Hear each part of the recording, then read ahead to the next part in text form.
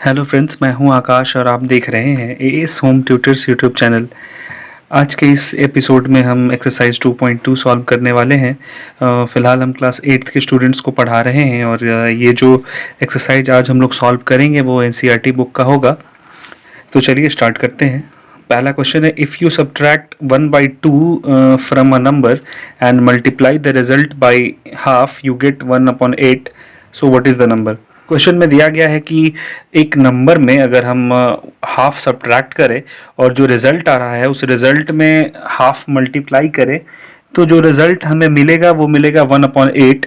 Then find the number. तो वो number क्या है आपको फाइंड करना है। तो सबसे पहले जो नंबर हमें फाइंड करना है उस नंबर को अगर हम x मान लेते हैं तो हमारा काम बन जाएगा।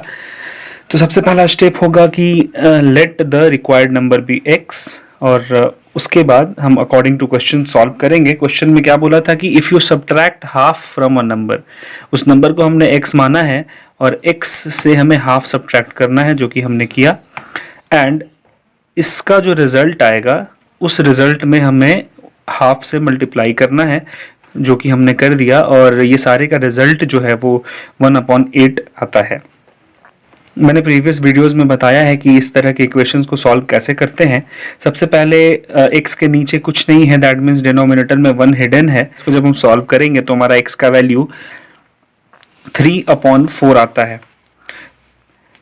3/4 x का वैल्यू 3/4 आता है और यही हमारा रिक्वायर्ड नंबर है। स्टूडेंट्स, हमारा सेकंड क्वेश्चन है, the perimeter of a rectangular swimming pool is 154 metre, its length is 2 metre more than twice its breadth, what are the lengths and breadths. Question का मतलब पहले समझते हैं। क्वेश्चन में बोल रहा है कि किसी रेक्टेंगुलर स्विमिंग पूल का पेरीमीटर 154 मीटर है। इसका जो लेंथ है वो इसके ब्रेथ से 2 गुना है। तो आप लेंथ और ब्रेथ का वैल्यू बताइए। सबसे पहला जो स्टेप होगा वो होगा कि हम ब्रेथ को x मान लेंगे। जब ब्रेथ को हम x मानते हैं तो क्वेश्चन में दिया हुआ है कि जो लेंथ है, लेंथ ब्रेथ के ट्वाइस से 2 ज़्यादा है, तो लेंथ क्या हो जाएगा 2x + 2। उसके बाद आपको पेरीमीटर ऑफ रेक्टेंगल का फॉर्मूला पता ही होगा। पेरीमीटर ऑफ रेक्टेंगल होता है 2 × l + b और पेरीमीटर का वैल्यू क्वेश्चन में गिवन है, दैट इज़ 154 मीटर। और लेंथ के जगह पे l का वैल्यू दैट इज़ 2x + 2 और ब्रेथ की जगह पे b का वैल्यू दैट इज x। ये पुट करने के बाद जब हम इक्वेशन को सॉल्व करेंगे तो हमारा x का वैल्यू आएगा 25। x का वैल्यू 25 आया, दैट मीन्स हमारा ब्रेथ का वैल्यू 25 मीटर हो गया। और ब्रेथ का वैल्यू 25 मीटर आया तो जो हमने लेंथ में लेट किया था 2x + 2, इस वैल्यू में x का वैल्यू जब हम पुट करेंगे तो हमारा लेंथ आ जाएगा 52 मीटर। अब हम बढ़ते हैं अपने नेक्स्ट क्वेश्चन की ओर। स्टूडेंट्स, क्वेश्चन नंबर 3 जो है वो सिमिलर है क्वेश्चन नंबर 2 में। क्वेश्चन नंबर 2 वाला ही कॉन्सेप्ट इसमें लगेगा, इस वजह से हम इसको सॉल्व नहीं करेंगे और इसको स्किप करते हुए आगे बढ़ते हैं। 4th नंबर क्वेश्चन है, सम ऑफ 2 नंबर्स इज 95। 2 नंबर्स का सम जो है वो 95 गिवन है। If one exceeds the other by 15 find the number. इसका मतलब ये हुआ कि 2 नंबर्स का जो सम है वो 95 है और दोनों में से कोई एक अगर दूसरे से बड़ा हो जाता है, बड़ा कितने से होता है 15 से बड़ा हो जाता है, तो आप नंबर बताइए। सबसे पहले क्वेश्चन में गिवन हमारा क्या है कि दोनों नंबर का जो सम है वो 95 है। तो हम सपोज करते हैं कि जो पहला नंबर होगा वो x होगा और इसके बेसिस पे दूसरा नंबर जो हमारा है वो x + 15 हो जाएगा। x + 15 क्यों होगा? क्योंकि क्वेश्चन में हमारा सम दिया हुआ है। अब अकॉर्डिंग टू क्वेश्चन हम जब आएंगे तो क्वेश्चन में दिए हुए था कि आप दोनों को जब सम करें तो दोनों का वैल्यू 95 होना चाहिए। तो first number plus second number that is x + 15 = 95। और इस इक्वेशन को जब हम लोग सॉल्व करेंगे तो x का वैल्यू 40 आएगा। स्टूडेंट्स, आप अब ये सोच रहे होंगे कि वीडियो में इसका सॉल्यूशन कैसे करना है वो नहीं समझाया जा रहा है। तो इसके लिए परेशान होने की ज़रूरत नहीं है, क्योंकि मैंने प्रीवियस वीडियोस में बता के रखा है, इसलिए मैं अभी बता नहीं रहा हूँ। आप हमारा जो प्रीवियस वीडियोस है उसको आप डिस्क्रिप्शन में लिंक से जाकर आप चेक कर सकते हैं, उसको देख सकते हैं और वहाँ से समझ सकते हैं। और कोई भी क्वायरीज हो तो आप कमेंट सेक्शन में हमसे पूछ सकते हैं। तो आगे बढ़ते हैं और इस इक्वेशन को सॉल्व करने के बाद x का वैल्यू 40 आया है। जब x का वैल्यू 40 आ गया है तो फर्स्ट नंबर को हमने x लेट किया था, तो फर्स्ट नंबर जो है वो हमारा 40 हो गया। दूसरा नंबर जो होगा उसको हमने x + 15 लेट किया था, तो x के जगह पे जब हम 40 पुट करेंगे और 15 उसमें ऐड करेंगे तो 55 आ जाएगा। हमारा फर्स्ट नंबर हुआ 40 और सेकेंड नंबर हुआ 55, ये हमारा हो गया आंसर। अब हम अपने नेक्स्ट क्वेश्चन की ओर बढ़ते हैं। क्वेश्चन नंबर 5 हमारा है कि two numbers are in the ratio 5:3 if they differ by 18 what are the numbers. Question का मीनिंग ये है कि कोई भी दो नंबर है वो 5:3 के रेशियो में है, अगर दोनों का डिफरेंस 18 है तो नंबर आप बताइए कि वो दोनों नंबर कौन से हैं।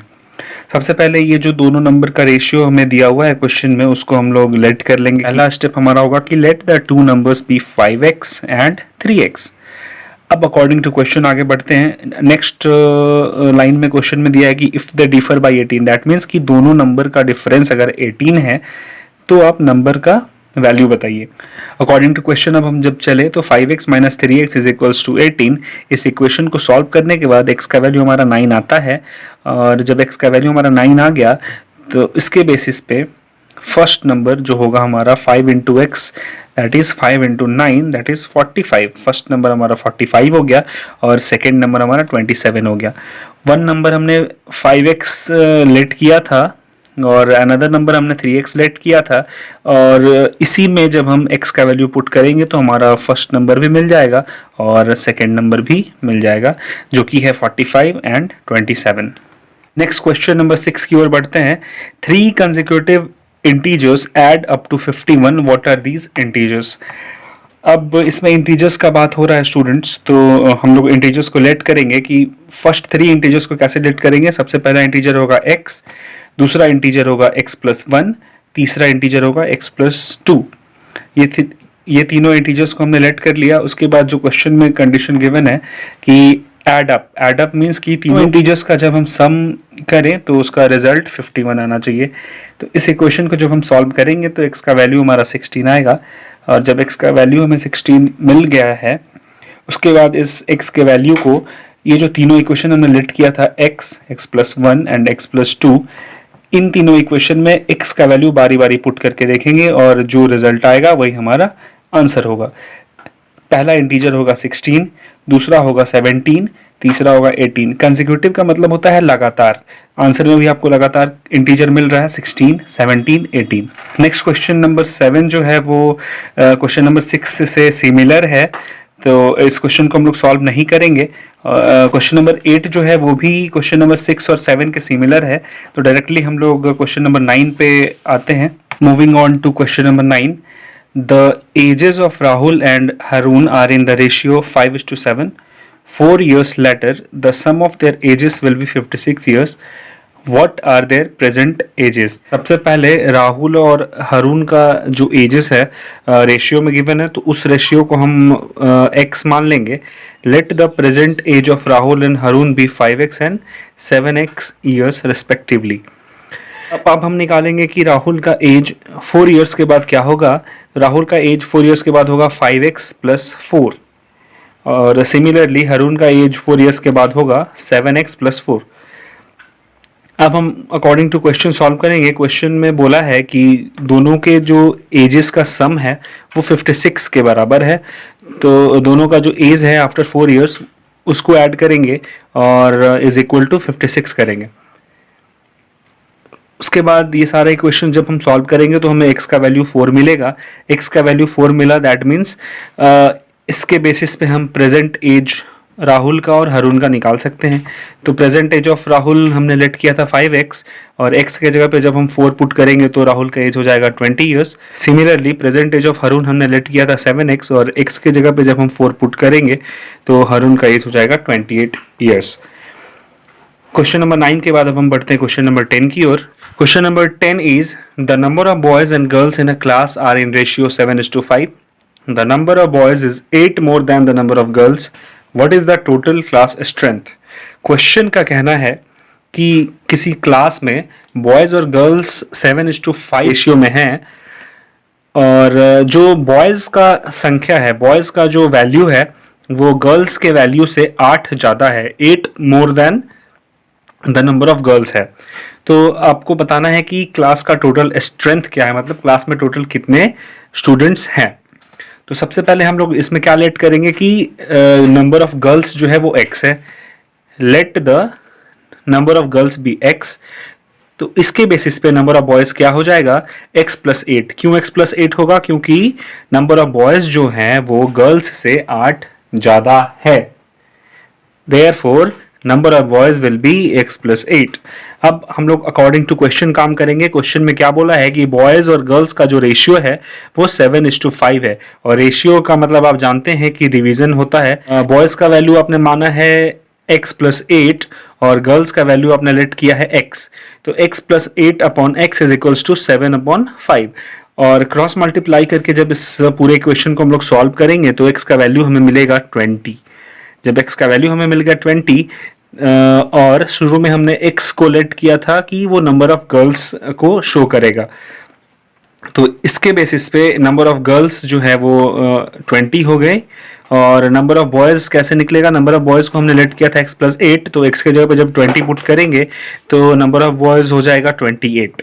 नंबर ऑफ बॉयज का वैल्यू पता चल गया, नंबर ऑफ गर्ल्स का वैल्यू पता चल गया, तो अब इसके बेसिस पे हम टोटल स्ट्रेंथ फाइंड आउट कर सकते हैं। कैसे करेंगे, दोनों को ऐड कर देंगे तो हमारा टोटल स्ट्रेंथ 48 हो जाएगा। अब बढ़ते हैं अपने नेक्स्ट क्वेश्चन की ओर। Question number 11 is Baichung's father is 26 year younger than Baichung's grandfather and 29 year older than Baichung. The sum of their ages is 135 years. Then find the age of each of them. Question का जो central idea है वो है कि बाइचंग के जो पिताजी हैं वो बाइचंग के दादाजी से 26 साल छोटे हैं और बाइचंग से 29 ईयर्स बड़े हैं, और इन तीनों के जो एजेस का सम होगा वो 135 ईयर्स होगा। तो आप तीनों का एज बताइए। सबसे पहले हम लोग बाइचंग्स के एज को x अगर मान लेते हैं, उसके बाद बाइचंग्स के फादर का एज हो जाएगा x plus 29 years. x plus 29 क्यों, क्योंकि बाइचंग के जो पिताजी हैं वो बाइचंग से 29 ईयर्स बड़े हैं। Age of Baichung's grandfather will be x plus 29 plus 26 years, और इसको सम करेंगे तो x प्लस 55 ईयर्स होगा। अब अकॉर्डिंग टू क्वेश्चन अगर हम लोग जाए तो क्वेश्चन में बोला था कि तीनों के एजेस को अगर हम सम करते हैं तो तीनों के एजेस का सम 135 ईयर्स के बराबर होगा। तो अगर तीनों के एज को that is x plus 29 plus x plus 55 को अगर हम ऐड करते हैं तो 135 के बराबर होने चाहिए। इस इक्वेशन को सॉल्व करने के बाद x का वैल्यू 17 ईयर्स आएगा, और जब x का वैल्यू हमें पता चल गया है दैट मीन्स कि हमने बाइचुंग्स का जो एज है वो फाइंड आउट कर लिया है, दैट इज 17 ईयर्स है, और बाइचुंग्स के फादर का एज होगा 17 plus 29 that is 46 years. Bhaichung's के ग्रैंडफादर का जो एज होगा वो होगा 17 प्लस 55 दैट इज 72 ईयर्स। तो जो एजेस हमें फाइंड करने थे वो है 17 years, 46 years and 72 years. Next question की ओर हम लोग बढ़ते हैं। क्वेश्चन नंबर 12 बोलता है कि 15 years from now Ravi's age will be 4 times his present age. What is Ravi's present age? Question का मतलब है कि अभी से 15 साल के बाद रवि का जो एज है वो अभी का जो प्रेजेंट एज है उससे 4 गुना रहेगा। तो रवि का जो प्रेजेंट एज है आप उसको बताइए। एक बार फिर से मैं रिपीट कर रहा हूँ कि क्वेश्चन कहना ये चाह रहा है कि रवि का जो अभी प्रेजेंट एज है उसके एज का 4 गुना रवि 15 साल के बाद होगा। तो रवि का प्रेजेंट एज बताइए। सबसे पहले हम रवि के प्रेजेंट एज को अगर x मान लें तो 15 ईयर्स के बाद रवि का एज 4x ईयर्स हो जाएगा, और अभी से अगर 15 ईयर्स का हम लोग देखें तो रवि का एज हो जाएगा x प्लस 15 ईयर्स। तो अब अकॉर्डिंग टू क्वेश्चन चलते हैं। क्वेश्चन में बोला था कि जो रवि का 15 ईयर्स बाद का जो एज है वो इसके प्रेजेंट एज का 4 टाइम्स होगा। तो 4x is equals to x plus 15। x plus 15 क्या है, अभी से 15 साल तक का जो रवि का एज होगा वो, और 4x क्या है कि रवि का एज 15 साल के बाद। तो 4x is equals to x plus 15, और जब इस इक्वेशन को हम सॉल्व करेंगे तो x का वैल्यू 5 आएगा। x का वैल्यू 5 आया, दैट मीन्स रवि का प्रेजेंट एज हमने निकाल दिया और वो है 5 ईयर्स। अब हम अपने नेक्स्ट क्वेश्चन की ओर बढ़ते हैं। स्टूडेंट्स क्वेश्चन नंबर 13 की ओर बढ़ते हैं। क्वेश्चन नंबर 13 जो है इसका कॉन्सेप्ट बिल्कुल क्वेश्चन नंबर 1 से सिमिलर है। बिल्कुल तो नहीं बोलेंगे बट सिमिलर है, वही वाला कॉन्सेप्ट आपको इसमें यूज़ करना है, और बहुत ईजी क्वेश्चन है, आप इसको खुद से सॉल्व कर लेंगे। तो इसको स्किप करते हुए हम आगे बढ़ते हैं और क्वेश्चन नंबर 14 की ओर बढ़ते हैं। क्वेश्चन नंबर 14 में है कि कि Lakshmi is a cashier in a bank, she has currency notes of denominations ₹100, ₹50 and ₹10 respectively. The ratio of the numbers of these notes is 2:3:5. The total cash with Lakshmi is rupees 4 lakh. How many notes of each denomination does she have? Question का मतलब पहले समझते हैं कि लक्ष्मी एक cashier है किसी bank में और उसके पास 100, 50 और 10 के करेंसी नोट्स हैं और इन तीनों का जो रेशियो है, इन तीनों के अवेलेबल होने का जो रेशियो है वो 2:3:5 के रेशियो में है। टोटल ओवरऑल कैश जो लक्ष्मी के पास है वो 4 lakhs है। तो आपको बताना है कि जो ₹100 है, ₹50 है और ₹10 है, इनके कितने कितने नोट्स लक्ष्मी के पास अवेलेबल है। तो सबसे पहले जो रेशियो हमारा दिया है, इस रेशियो को हम लोग लेट कर लेंगे। Let the number of notes be 2x, 3x and 5x of ₹100, 50 and 10 respectively. मतलब कि 100 रुपीज़ के नोट को हमने मान लिया 2x, 50 रुपीज़ के नोट्स को हमने माना 3x एंड 10 रुपीज़ के नोट्स को हमने माना 5x। अब अकॉर्डिंग टू क्वेश्चन आगे बढ़ते हैं। क्वेश्चन के अकॉर्डिंग हमने लेट किया है कि 100 का जो नंबर ऑफ नोट्स अवेलेबल है वो 2x है, तो 100 इंटू 2x हो गया। और 50 के लिए हमने माना है कि 3x नोट्स अवेलेबल हैं, तो प्लस करके 50 इंटू 3x करेंगे, फिर एक प्लस का सिंबल देंगे। और 10 रुपीज़ के नोट्स के लिए हमने माना है कि 5x नोट्स अवेलेबल हैं, तो 10 इंटू 5x करेंगे। ये तीनों वैल्यूज़ को हमने ऐड इसलिए किया है क्योंकि हम ऐड करके ही किसी का टोटल सम निकालते हैं। ये जो इक्वेशन आया है, ये सारे इक्वेशन को सॉल्व करने के बाद जब x का वैल्यू हमें 1000 पता चल गया तो हमने 100 रुपीज़ के नोट के लिए 2x लेट किया था और x के जगह पे जब 1000 पुट करेंगे तो 100 रुपीज़ का नोट्स हमें मिलेगा 2000। मतलब कि 100 रुपीज़ के 2000 नोट बैंक में अवेलेबल हैं। सिमिलरली 50 रुपीज़ के जो नोट्स हैं वो 3000 होंगे और 10 रुपए के जो नोट्स होंगे वो 5000 होंगे। क्वेश्चन नंबर 15 सिमिलर कॉन्सेप्ट है एज ऑफ क्वेश्चन नंबर 14 के। क्वेश्चन नंबर 15 हम लोग सॉल्व नहीं करेंगे क्योंकि क्वेश्चन नंबर 15 में क्वेश्चन नंबर 14 जैसे सिमिलर कॉन्सेप्ट्स हैं, तो आप उसको सॉल्व कर सकते हैं। अब क्वेश्चन नंबर 16 की ओर बढ़ते हैं। क्वेश्चन नंबर 16 बोल रहा है कि the organizers of an essay competition decided that a winner in the competition gets a prize of ₹100 and a participant who doesn't win gets a prize of ₹25. Total prize distributed was ₹3000. Then find the number of winners if total participants were 63. Question का सबसे पहले meaning समझते हैं। किसी ऐसे competition को organise कराया गया था और उसमें डिसाइड किया गया कि जो विनर होंगे, विनर्स को ₹100 मिलेगा और जो नहीं जीतेंगे कंपटीशन उनको 25 दिया जाएगा। और टोटल प्राइज मनी जो डिस्ट्रीब्यूट हुआ वो 3000 हुआ। तो आपको फाइंड करना है कि नंबर ऑफ विनर्स कितने हैं अगर टोटल पार्टिसिपेंट 63 थे।